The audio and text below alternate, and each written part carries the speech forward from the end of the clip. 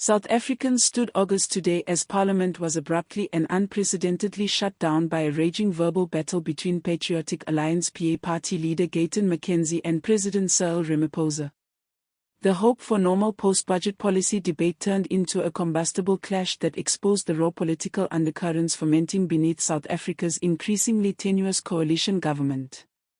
The incident did not only come as a shock to the country but also fueled heated debate regarding the breakdown of leadership etiquette, the vitriolic nature of political rhetoric and the increasing perception of instability in the nation's top legislative body.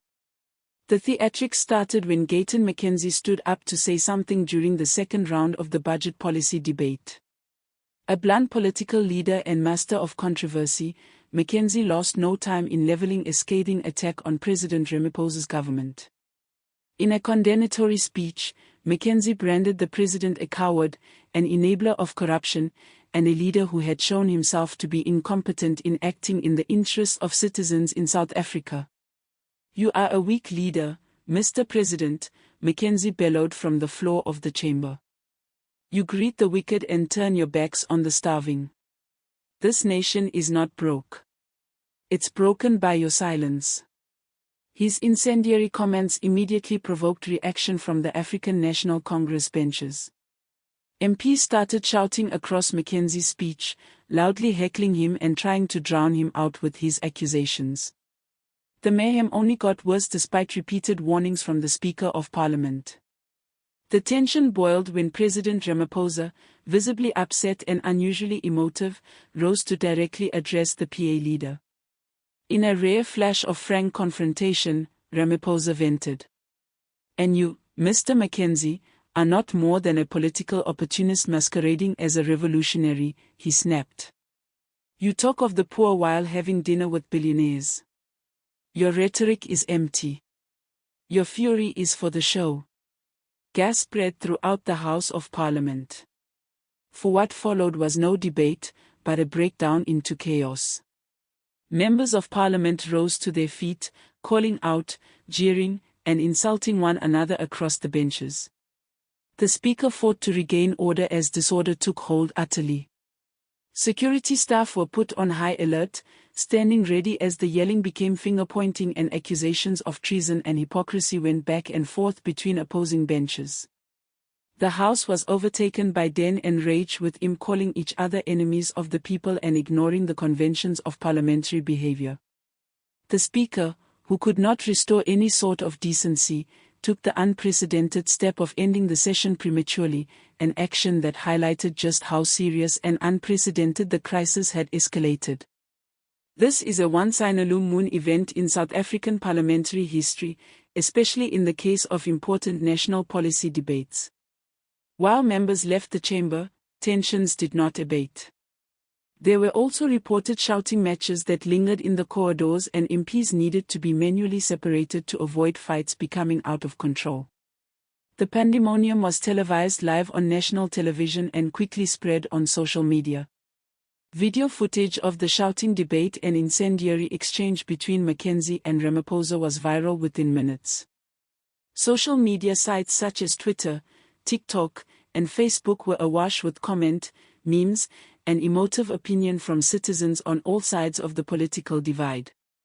Hashtags including #Ramaphosa vs McKenzie, #Parliament Meltdown, and #Soko stranded minutes later, demonstrating the vast public interest and concern at the collapse of leadership etiquette. Public response was rapid and sharply polarized. Many of McKenzie's supporters praised him as the only political figure with the courage to confront the president head-on, casting him as a fearless truth-teller in a political arena dominated by empty rhetoric. "He said what we all thinking," one supporter wrote. "Someone had to shake the establishment." Others, especially among Ramaphosa's constituency, saw McKenzie's actions as pompous grandstanding and said that he had insulted the integrity of Parliament and undermined the gravitas of the legislative process. This was not political courage, an ally of Ramaphosa accounted.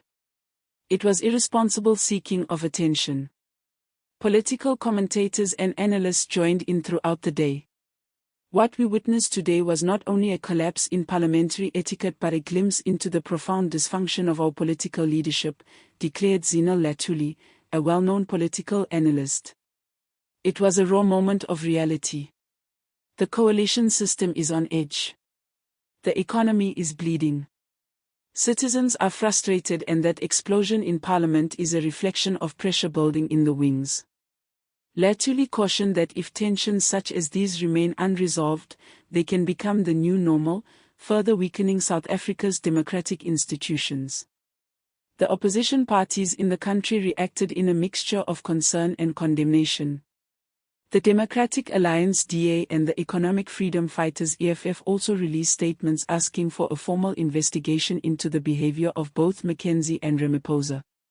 The EFF criticized Ramaphosa for not being able to maintain presidential dignity, while the DA claimed that McKenzie's polarizing language created an environment that made it impossible to have effective governance.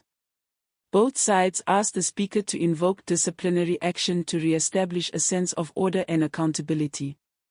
Under the theater is a far deeper crisis. The confrontation between McKenzie and Ramaphosa is not only an instance of political theater but a reflection of the wider sense of disillusionment that many South Africans have with their government. Coalition politics have become more unstable, and the view that politicians are more concerned about intra-party battles than providing concrete solutions to people's issues is on the rise. The breakdown of parliamentary civility in recent times can be considered to be an indicator of a system under intense pressure. In neighborhoods throughout the nation, especially in townships and rural communities, the proceedings in Parliament were received with a combination of outrage, exhaustion, and anxiety. Citizens struggling with poverty, electricity outages, water restrictions, and mounting joblessness observed their democratically elected representatives arguing loudly over issues rather than debating tangible measures to mitigate their hardship. Some unleashed their anger on social media. "We require food and employment, not fireworks," one wrote. "They bicker while we languish." Civil society groups and constitutional watchdogs have also joined voices calling for accountability. Some have asked Parliament to reaffirm its leadership by example, principle of respectful debate and transparency. Others caution that this kind of incident, if left unchecked, could further polarize the political spectrum and undermine public confidence in the democratic system. As the dust settles from today's tumultuous session, the question of the hour is this the start of a new era of political confrontation or an indication of leadership disintegration? Will Parliament rediscover its dignity and turn to governance? Or will the show become the norm?